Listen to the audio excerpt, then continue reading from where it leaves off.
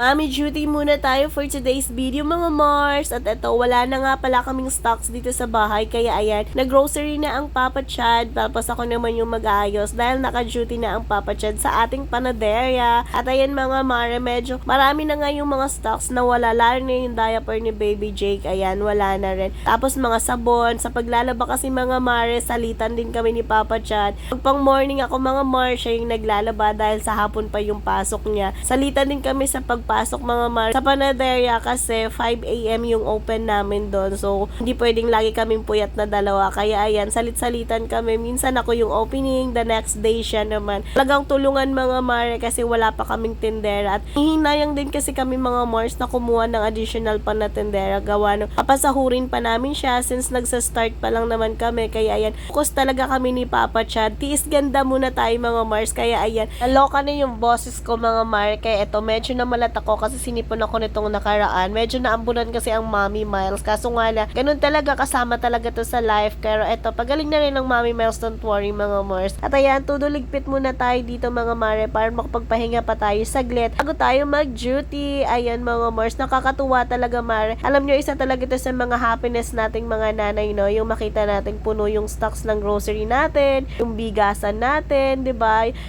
May kududukutin ka mga Mars in case na wala kayong ulam, pwede kayong mag-noodles, ayan, pwede kayong magdilata. Nakakatuwa talaga mga Mars. Isa pa mga Mars, natutuwa rin ako kasi before, alam nyo, nung nagsisimula pa lang kami ni Papa Chad, paulit-ulit ko talagang sinasabi mga Mars, na hindi talaga namin kayang mag-grocery ng ganito mga Mars, yung mag-stocks ka ng pang 2 linggo. Nako, as in yung pera namin noon, sakto lang talaga sa pang-araw-araw, minsan nga kapos pa. Ang ginawa namin noon mga Mare, nag-isip kami kung ano ba yung pwede naming extra income na para madagdagan yung kita namin. Maliban doon sa sahod namin, kaya yun nagtinda kami ng mga makeup, nagdakon ng mga rice meal, mga kung ano-ano mga Mare, mga damit, lahat ng mga Mars na pwedeng extra income na pwede naming ibenta ni Papa Chad, talagang ginagawa namin. Alam yun ng mga taong nakakakilala sa amin, mga kaibigan namin, mga naging katrabaho namin, kung paano kami ni Papa Chad pumasok sa mga ganun mga Mars. Hindi kami nahihiya magbenta-benta mga Mare. Hindi kami nahihiya kasi wala ka namang dapat ikahiya mga Mare. Ginagawa mo naman yon para makatulong ka sa pamilya mo. Ikaw Mars, kung feeling mo kulang yung sinasahod mo, maggawa ka ng paraan, maghanap ka ng pwedeng extra income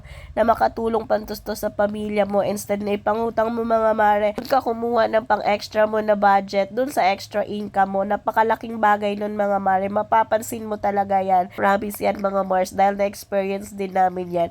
At ayan lang for today's video mga Mare. Sana may natutunan kayo sa sinare ko. Ayan, based on our experience kasi yun mga Mare. Thank you for watching.